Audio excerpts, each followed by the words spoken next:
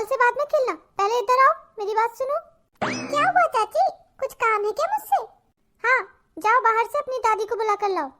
ठीक है चाची। दादी, ओ दादी, आपको नई चाची बुला रही है। हाँ आ रही हूँ बेटा, मैंने बोल दिया चाची, आ रही है दादी। सुबह से देख रही हूँ मेरे कमरे में बॉल खेल रहा है, पूरा कमरा गंदा करके रख दिया है। एक बार बेडशीट साफ कर चुकी हूँ, अब दोबारा से करना पड़ेगा, कहीं फिर से जाकर ना बैठ जाए मेरी बेडशीट पर। ए बच्चे, जाओ हॉल में जाकर खेलो। चाची मेरा नाम मोंटी है, मोंटी। ठीक है जाता हूँ। क्या हुआ छोटी बहुरिया, तुमने बुलाया मुझे? माँ जी, ये कैसा घर है तुम्हारा, कैसी बाथरूम है इस घर की? अरे मैं बाथरूम में नहाने के लिए गई तो उसमें तो गीजर ही नहीं था।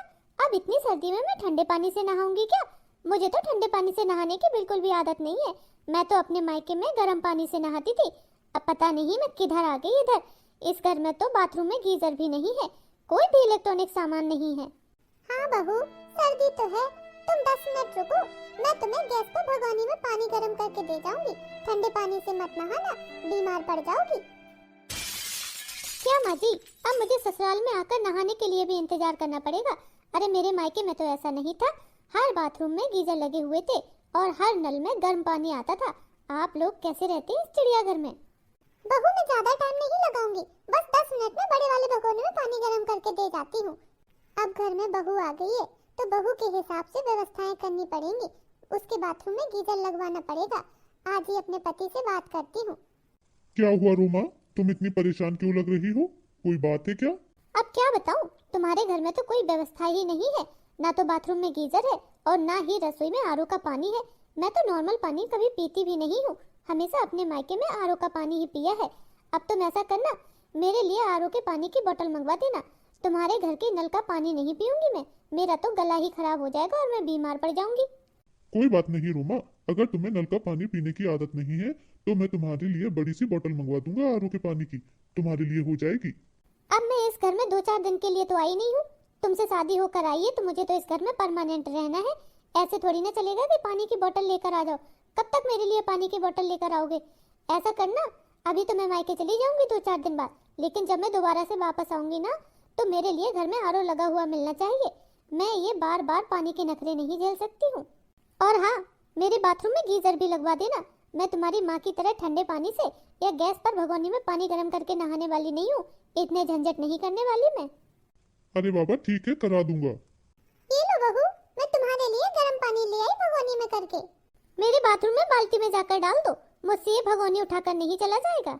लाओ माँ, पानी मैं लेकर चला जाता हूँ।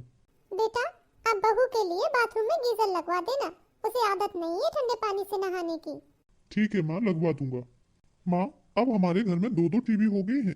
एक टीवी तो हमारे पास पहले से ही थी और एक अभी शादी में आ गई है। बताओ अब इन 2-2 टीवियों का क्या करें हम लोग? शरद बेटा, ये जो बड़ी वाली टीवी है ना, हॉल बड़ा है तो इसे तुम हॉल में लगा दो, और जो पुरानी वाली टीवी है ना, तुम्हारा कमरा छोटा है ना, तो बहू के लिए कमरे में इसको लगा दो। हॉल में सब लोग आएंगे जाएंगे, देखेंगे कि बहू के मायके से कितनी बड़ी टीवी आई है, तो सबको अच्छा लगेगा। और हॉल में सभी लोग बैठते हैं तो बड़ी टीवी देख लेंगे, और बहू को देखना होगा तो बहू भी देख लेगी, और अगर सबके साथ नहीं देखना है तो अपने कमरे में चला लेगी। हाँ माँ, तुम बिल्कुल सही कह रही हो। हॉल में बड़ी टीवी ही लगाते हैं और जो हमारी छोटी वाली पुरानी टीवी है उसको मैं अपने कमरे में लगा लूंगा। अगर कभी मोना का देखने का मन हुआ तो वो देख लेगी। क्या क्या बातें चल रही हैं आप लोगों में? बहू, वो मैं ये कह रही थी कि जो तुम्हारे मायके से बड़ा वाला टीवी आया है ना, उसको हॉल में लगा देते हैं। 4 लोग आएंगे जाएंगे तो देखेंगे, और वैसे भी सब लोग हॉल में ही टीवी देखते हैं। जो छोटा वाला है वो तुम्हारे लिए कमरे में लगवा दें, क्या कहती हो बहू? क्या माँ जी, आपने ऐसा सोच भी कैसे लिया कि मेरे मायके से आया हुआ इतना बड़ा टीवी मैं हॉल में लगवाने दूंगी? अरे मेरे पापा ने मेरे कमरे में लगवाने के लिए दिया था और मुझसे बिना पूछे उसको हॉल में लगवाने की सोच रहे हो आप लोग? नहीं, ये बड़ा वाला टीवी तो मेरे कमरे में लगेगा। आप लोग अपना पुराना वाला टीवी देखिए। मोना, इसमें इतना नाराज होने वाली क्या बात है जो तुम इतना गुस्सा कर रही हो? अच्छा, मेरे मायके से आए हुए टीवी का डिसीजन तुम लोग कैसे ले सकते हो कि कौन सी चीज कहाँ रखी जाएगी? ये मेरे मायके से आई हुई चीजें हैं तो मैं बताऊंगी कहाँ लगेंगी। ये बड़ा वाला टीवी मेरे कमरे में लगेगा, मेरे लिए आया है। बहू, मैं तो बस इसलिए कह रही थी कि हॉल बड़ा है तो हॉल में बड़ा टीवी लग जाएगा, और कमरा छोटा है तो तुम्हारे लिए वो वाली टीवी हो जाएगी, तुम्हें अकेले ही तो देखना है, हॉल में सब लोग देखते हैं, फिर तुम्हारी मर्जी। नहीं माँ जी, मेरे मायके में बहुत बड़ा टीवी लगा हुआ है, इसीलिए मेरे पापा ने मुझे इतना बड़ा टीवी दिया है, इसे तो मैं अपने कमरे में ही लगवाऊंगी। और इस पुराने घटिया से बाबा आदम के जमाने की टीवी को मैं अपने कमरे में लगवाऊंगी? कभी नहीं। इससे तो आप लोग ही टीवी देखिए, आप लोगों ने सोच भी कैसे लिया था कि मैं इसमें टीवी देखूंगी? टीवी मेरे कमरे में पहुंचा दो।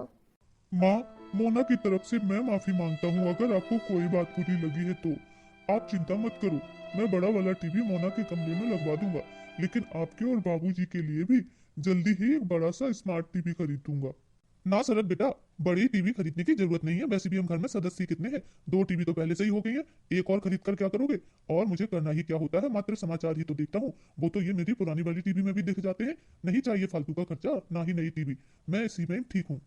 हाँ हाँ शरद बेटा, तुम्हारे बाबूजी बिल्कुल सही कह रहे हैं, फालतू के पैसे खर्च करने की क्या जरूरत है तो घर में 2-2 टीवी। माँ बाबूजी मेरे सामने भले ही कुछ ना कह रहे हो, लेकिन उन्हें मोना का यह बर्ताव बिल्कुल भी अच्छा नहीं लगा है। मोना बात बात में अपने मायके की धौंस दिखाती रहती है, अपने मायके के सामान की तारीफ करती रहती है, हर छोटी सी छोटी चीज के लिए जताती रहती है, उसके पापा ने ये किया, उसके पापा ने वो किया। अरे मेरी माँ भी तो अपनी बहू को खुश करने के लिए कितना लगी रहती है। मैं बात करूंगा मोना से इस बारे में। क्या हुआ भगवान, अब तुम क्या सोच रही हो? जब तक हमारे घर में बहू नहीं आई थी, तब तक तो मुझे ऐसा लगता था कि हमारे घर में किसी चीज की कोई कमी नहीं है, भगवान ने खूब सब कुछ दिया है। आप भी नौकरी करते हैं, पेंशन मिलती है, हमारा बेटा भी नौकरी करता है, हमारा घर परिवार अच्छी तरह से चल रहा था, किसी भी चीज की कमी नहीं थी, और ना ही मैंने आपसे कभी कुछ कहा कि हमारे घर में कोई कमी है। लेकिन लेकिन लेकिन क्या भगवान? लेकिन जब से बहू आई है, ऐसा लगता है कि हमारे घर में तो कुछ है ही नहीं, सब कुछ उसके मायके से ही आया हुआ है, उसे अपने मायके का बड़ा घमंड है।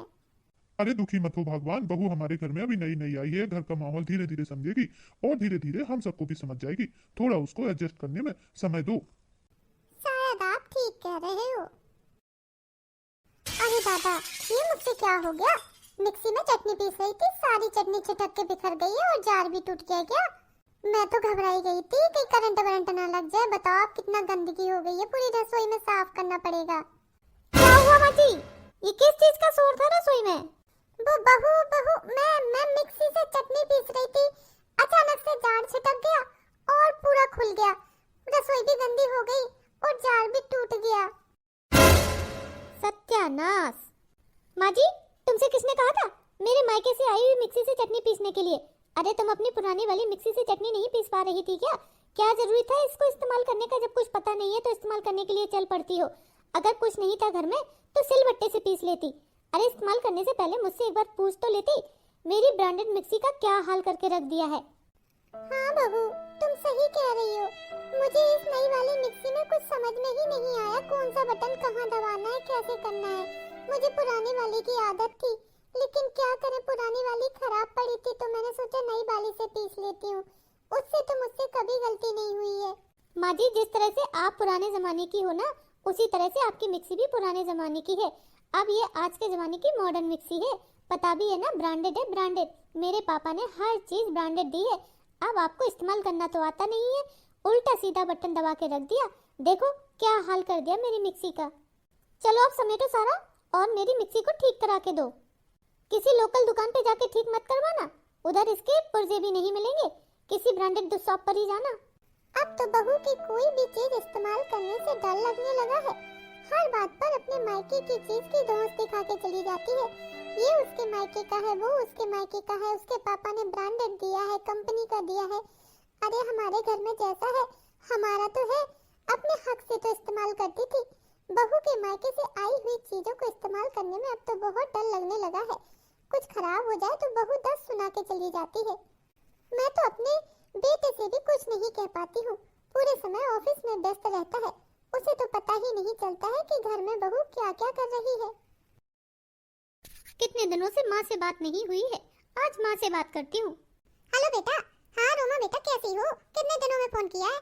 माँ क्या बताऊँ, कितनी याद आ रही है मुझे तो तुम्हारी, इस घर में आकर तो मैं फंस गई हूँ। माँ इस घर में तो स्टैंडर्ड नाम की कोई चीज ही नहीं है। क्या बताएं, इन लोगों के घर में आकर आपने मुझे ऐसे पटक दिया है। मुझे तो चिड़ियाघर लगता है अपना ससुराल। क्यों, क्या हुआ बेटा? ऐसे क्यों कह रही है? सब ठीक तो है ना तेरे ससुराल में? क्या खाक ठीक है माँ, इधर तो सब लोग जरा सी चीजों में ही अपनी जरूरतें पूरी कर लेते हैं। इन लोगों के तो कोई शौक ही नहीं है। मेरे मायके में देखो, पापा हर चीज ब्रांडेड लाते हैं, ये लोग तो कोई भी चीज उठा के ले आते हैं। हाँ बेटा, अब सब घर के नियम अलग अलग होते हैं, तो तेरा ससुराल का भी अलग होगा सिस्टम। ये बता बेटा, कितने दिनों से घर नहीं आई है? तेरे पापा को भेज दूं लाने के लिए? आजा 2-4 दिन के लिए होली पर। हाँ माँ, ये बात तो आपने बिल्कुल सही कही है। पता है, मैंने अपनी सास को तो कल ही बोल दिया था कि मुझे आज मायके जाना है, जल्दी जल्दी काम कर देना। आज तो खाना मेरी सास ही बना रही है, क्योंकि उन्हें पता है मैं मायके जाऊंगी। मैंने तो आपको बिना बताए ही आने का प्लान किया था, लेकिन आपने तो मेरा पूरा सरप्राइज तोड़ दिया है। मैं आपके दामाद जी के साथ आ जाऊंगी माँ। अच्छा बेटा, तू आज ही आ रही है? ठीक है, आजा आजा, होली का त्योहार भी आ रहा है, बड़ा अच्छा लगेगा। हाँ माँ, मेरे लिए कुछ अच्छा सा बना के रखना। बहू, ओ बहू। माँ मैं फोन रखती हूँ, बाद में कॉल करूंगी। माँ जी, एक बार कमरे में आने से पहले नॉक तो कर दिया करो। दंदनाते हुए सीधे कमरे में चली आती हो, ये भी नहीं देखती हो कि मैं किसी से फोन पे बात कर रही हूँ। अरे इस घर में पर्सनल लाइफ है भी कि नहीं है? वो बहू, मैं कुछ काम से आई थी तुम्हारे पास। हाँ बताओ, क्या काम था अब तुम्हें? आइंदा से ध्यान रखना, बिना नॉक किए मेरे कमरे में मत चली आना। बहू, वो तुमने कहा था ना कि आज तुम्हें मायके जाना है। अब मायके जाओगी तो खाली हाथ तो नहीं जाया जाता ना। ये देखो, मेरे पास कुछ नई साड़ियाँ रखी हैं, और इसमें से जो 2 ऊपर की है ना, वो तो मैंने तुम्हारे लिए खरीदी है। पूरे 2-2 हजार की साड़ियाँ हैं। अब मायके जाओगी तो इन्हीं को ही पहनना। ये साड़ियाँ तुम्हारे ऊपर बहुत अच्छी लगेंगी। माँ जी, ये सस्ती सी साड़ियाँ लेकर आई हो आप मेरे लिए? नहीं बेटा, ये सस्ती नहीं है, पूरे 2-2 हजार की साड़ियाँ लाई हूँ तुम्हारे लिए। माँ जी, तुम जितने की साड़ियाँ लाई हो ना, इतने तो मेरे पापा दिवाली पर मेरी काम वाली को देते हैं। और तुम इतनी सस्ती साड़ियाँ लेकर आई हो मेरे लिए। आपने सोचा भी कैसे कि मैं इतनी सस्ती साड़ियाँ पहनूंगी? मेरी शादी में इतनी महंगी महंगी साड़ियाँ खरीदवाई थी मेरे पापा ने कि पूछो मत। एक भी साड़ी 10,000 के नीचे नहीं है, और तुम मेरे पहनने के लिए 2-2 हजार की साड़ियाँ लेकर आई हो। तुम्हारी दी हुई सस्ती सी साड़ियाँ अगर मैं अपने मायके में पहनूंगी ना, तो मेरी तो नाक ही कट जाएगी। ये फटीचर सी साड़ियाँ अपने पास ही रखिए, मैं अपने मायके में नहीं पहनने वाली हूँ। आपको पता भी है कि मेरे मायके वाले कितने पैसे वाले हैं। आपका घर तो सिर्फ 3 कमरों का बना हुआ है, और मेरे मायके में तो 3 मंजिला मकान बना हुआ है। मेरे पापा इस शहर के बहुत बड़े बिजनेसमैन हैं। वह तो सरद मेरे कॉलेज में पढ़ता था, मुझे पसंद था, इसीलिए मेरे पापा ने सरद से मेरी शादी करवा दी। वरना आप लोग तो मेरे मायके वालों की हैसियत के बिल्कुल भी नहीं है। बहू, अब तुमने लव मैरिज की है, तो इसमें कोई क्या कर सकता है? तुम्हें मेरा बेटा पसंद था, इसीलिए तो शादी की है। और रही बात हैसियत की, तो हैसियत तो पैसे से नहीं, उसके अच्छे व्यवहार से बनती है। तुम तो पूरे मोहल्ले में जाकर के देख लो, हमारे ऑफिस में जाकर के पूछ लो, कितना नाम है तुम्हारे ससुर जी का। पूरे मोहल्ले में, पूरी रिश्तेदारी में सभी लोग तुम्हारे ससुर जी की और हमारे व्यवहार की तारीफ करते हैं। बहुत मान सम्मान देते हैं सभी लोग। आज के समय में पैसों से ज्यादा तो मान सम्मान होता है। अगर तुम्हें मेरी लाई हुई साड़ियाँ पसंद नहीं है तो कोई बात नहीं बहू, लेकिन बात बात पर अपने मायके की धौंस मत दिखाया करो। मैं मायके की धौंस दिखाती हूँ? अरे मेरे मायके में है ही इतना कुछ कि बोलने लायक है। तुम लोगों के पास है क्या? और इज्जत की बात करते हो, वो तो पैसे से आती है, ना कि ये सब कुछ बातें करने से। सुनो माँ जी। हाँ बहू, मैं ये पूछने आई थी, खाना बन गया क्या? माँ जी, आज तो मेरे मायके से फोन आ गया था, इसीलिए मैं खाना नहीं बना पाई, लेट हो गई हूँ। मुझे तुमसे कुछ बात करनी है। हाँ बहू बताओ, क्या बात करनी है? माँ जी, आज सुबह सुबह मेरी माँ का फोन आया था। मेरे छोटे वाले भाई की एंगेजमेंट है 15 दिन में, तो आप सबको भी बुलाया है। अच्छा बेटा, ये तो बड़ी अच्छी बात है कि तुम्हारे भाई की एंगेजमेंट है। माँ जी, मेरे माँ बाप ने बुला तो लिया है, लेकिन उनकी इज्जत का ख्याल रखना। अच्छे से कपड़े पहनकर आना, सज धज कर आना, ऐसी फटीचर बन के मत चले आना कि सब लोग कहें कि देखो मोना की सास कैसी है, मोना के ससुर कैसे हैं, महंगे कपड़े भी नहीं पहनते, सस्ते से फटीचर से कपड़े पहनकर आ गए हैं। बहू, हम जैसे कपड़े पहनते हैं वैसे ही पहन कर आएंगे। अगर तुम्हारे माता पिता को बुलाना है तो ठीक है, नहीं तो कोई बात नहीं। कैसे कब है तुम्हारे भाई की एंगेजमेंट? माँ जी, मेरे भाई की एंगेजमेंट 10 तारीख की है। देखो एक बार मेरे मायके आओ, मायके का घर देखो, परिवार देखो। मेरा ऐसा तिमंजिला मकान बनवाया है मेरे पापा ने, देख के आपकी आंखें फटी की फटी रह जाएंगी। एक बार आओ तो मेरे मायके। अरे बेटा 10 तारीख को है, 12 तारीख को तो मेरे मायके में भतीजे का भी विवाह है, तो फिर मैं कैसे आ पाऊंगी? मुझे तो अपने मायके जाना पड़ेगा। माँ जी, अब तुम्हारे मायके में तो 12 तारीख को है शादी, तो 10 तारीख को हमारे भाई की एंगेजमेंट में आने में तुम्हें क्या प्रॉब्लम हो रही है? और फिर मैंने तो तुम्हें साल भर से आई हूँ, कभी भी अपने मायके जाते हुए नहीं देखा है। अब अचानक से तुम्हें मायके क्यों जाना है? अरे तुम्हारे मायके वाले शायद बहुत ही गरीब और फटीचर से होंगे, जो तुम्हें कभी बुलाते ही नहीं है। 1 साल हो गया तुम अपने मायके नहीं गई हो। बहू, ऐसा नहीं है कि मेरे मायके वाले नहीं बुलाते हैं, वो तो मैं मायके इसलिए नहीं गई क्योंकि घर में ही बहुत सारे काम हो गए थे, और फिर घर में नई नई बहुरियाँ आई थी, यानी कि तुम्हें अचानक से अकेला छोड़कर मैं कैसे चली जाती? अभी तुम थोड़ा सा घर में रह लो, रुक लो, समझ लो चीजों को, फिर तो मैं चली जाती। बहू, तुम्हारे भाई की एंगेजमेंट हो जाए तो मामा मामी तो कह रहे थे कि अपनी नई बहू को भी मेरे मायके लेकर आ जाना, तुम भी चलना मामा के घर देख के आना। मैं नहीं जा रही आपके मायके। वो सड़ा सा गांव की कच्ची गलियां, गोबर की बदबू, मैं क्यों जाऊंगी उधर? मैं अपने शहर वाले मायके जाऊंगी ना। और आपके मायके जाकर क्या करूंगी? पता नहीं कैसे होंगे तुम्हारे मायके वाले, मेरे स्टैंडर्ड के होंगे भी या नहीं, मेरा उधर मन भी लगेगा या नहीं। मैं नहीं जा रही, आप ही चली जाइए। अरे बेटा ऐसी कोई बात नहीं है, मेरे मायके में सारी व्यवस्थाएं हैं, एक बार चलकर तो देखो तुम। माँ जी, मैं तो अपने घर में ही ठीक हूँ, आपके मायके में ना तो कोई व्यवस्था होगी ना ही लाइट होगी, कैसे रह पाऊंगी मैं उधर? बहू, एक बार देख लेना, सरस से तो मैंने बोल दिया है, मामा मामी ने बहुत रिक्वेस्ट करी थी, बहुत मानते हैं वो लोग। शरद तो कह रहा था लेकर आएगा। हाँ देखती हूँ, अगर एंगेजमेंट से फुर्सत मिल गई ना तो बाद में देखती हूँ, घंटे 2 घंटे के लिए आ जाऊंगी। मोना, तुम अभी तक तैयार नहीं हुई? हमें मामा के घर चलना है, आज शादी है ना। माँ जी कितना बोल गई थी। तुम्हारे कहने से मैं चल तो रही हूँ, लेकिन अगर मुझे उधर अच्छा नहीं लगा ना तो मुझे उल्टे पाँव वापस लेकर आओगे, मैं घंटे भर भी नहीं रुकूंगी उधर। गांव में मेरा बिल्कुल भी मन नहीं लगता है। ठीक है, एक बार चलो तो सही। ये देखो मोना, ये है मेरी माँ का मायका, मामा जी का घर।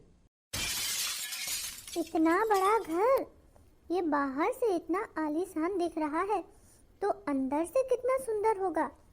वाओ, मुझे तो लगता था मेरे मायके का घर ही बहुत बढ़िया है। माँ जी ने कभी बताया नहीं, उनके मायके का घर भी बहुत अच्छा है। तुम्हें पता है मोना, मामा की गांव में 50 एकड़ जमीन है, जहाँ पर सब कुछ होता है। क्या 50 एकड़ जमीन? वो तो बहुत ज्यादा होती है। माँ जी ने कभी नहीं बताया कि उनके मायके में इतना कुछ है। मामा जी को घोड़े पालने का भी शौक है, उनके इधर एक सफेद और एक काला 2 घोड़े हैं, और कार तो उनके गैरेज में 3-3 खड़ी हुई हैं, वो भी बड़ी बड़ी। अरे तुम लोग आ गए, इधर बाहर ही क्यों खड़े हो? चलो अंदर चलो। अरे हाँ माँ, मैं तो आ ही रहा था अंदर। वो तो ये मोना आपके मायके का घर देखकर ठहर गई, तो उसे बताने लगा। अरे शकुंतला, अब अपनी नई बहुरिया को बाहर ही खड़ा रखोगी क्या? अंदर भी तो ले चलो। हाँ माँ, मैं अंदर ही ला रही थी। अच्छा मैं ये पूछने आई थी, वो चांदी की थालियाँ कहाँ रख दी है? पूजा में चाहिए है। अरे बाप रे, ये लोग इतने अमीर हैं, चांदी की थालियां हैं इनके घर में। माँ जी ने कभी कहा नहीं मुझसे। अगर मेरे मायके में इतना होता तो मैं तो जमीन पे पैर ही न रखती। और जो सोने के सिक्के बांटने के लिए थे वो कहाँ पर है? माँ, वो तो मैंने अलमारी में रख दिए थे, सारे सिक्के गिनकर रखे हैं, पूरे 50 थे। माँ जी, आपके मायके में इतना कुछ था, आपने कभी कुछ मुझे बताया नहीं, कभी कुछ कहा नहीं। मैं तो जब से आपके मायके से आई हूँ यही सोच सोच कर परेशान हूँ कि वाओ, आपका मायका कितना धनी है, कितने पैसे वाले लोग हैं, कितनी जमीन है, हाथी घोड़े गाड़ियाँ सब कुछ है, लेकिन आपने कभी चर्चा तक नहीं की इन सारी चीजों की। अब बहू, हर कोई तुम्हारी तरह थोड़ी ना होता है जो अपने मायके के गुणगान गाते हुए फिरे। अरे कुछ चीजें कहने की नहीं होती हैं, लोग बागों के व्यवहार से प्रदर्शित होता है। वैसे भी सब लोग कहते हैं कि अधजल गगरी छलकत जाए, अब मैं तो वो कर नहीं सकती हूँ। लेकिन माँ जी, मुझे एक चीज समझ में नहीं आ रही है, फिर पिताजी तो इतना पैसा नहीं कमाते हैं, वो एक साधारण से मास्टर जी हैं, उनका और आपका अपने मायके में इतना मान सम्मान कैसे? बहू, मैंने तो तुमसे पहले ही कहा था कि मान सम्मान पैसों से नहीं होता है, व्यवहार से होता है। और तुम्हारे ससुर जी का और हमारा व्यवहार मायके में इतना अच्छा है कि सराखों पे बिठाते हैं मेरी भाभी और भाइयाँ। इसीलिए तो है पूरे मान सम्मान के साथ अपने मायके जाती हूँ। माँ जी, आपके मायके को देखकर ना मुझे बहुत बौनापन महसूस हो रहा है कि मैं कितनी अपनी झूठी मायके की तारीफ करती थी, लेकिन सच में आपका मायका तो तारीफ करने लायक है। माँ जी, आपने मुझे एक नई सीख दी है। मैंने तो अपने मायके में यह सारी चीजें नहीं सीखी थी। मैंने तो हमेशा अपने मायके की चीजों की धौंसी दिखाई है आपको। कितनी बार मैंने बेइज्जत किया है। अब मुझे अपने आप पर ही गुस्सा आ रहा है। मुझे माफ कर दो माँ जी, अब आगे से मैं ऐसा कभी नहीं करूँगी। बेटा, कभी भी पैसों से किसी की हैसियत नहीं आंकनी चाहिए, उसका व्यवहार देखना चाहिए। और तुमने तो हमेशा पैसे को आगे रखा है। पैसा ही सब कुछ नहीं होता है। भले ही कोई इंसान कम पैसे वाला या गरीब हो, लेकिन क्या पता उसकी इज्जत पैसे वाले से ज्यादा हो। तो हमेशा अपना व्यवहार अच्छा रखें। मैं तो तुम्हें यही सीख दूंगी।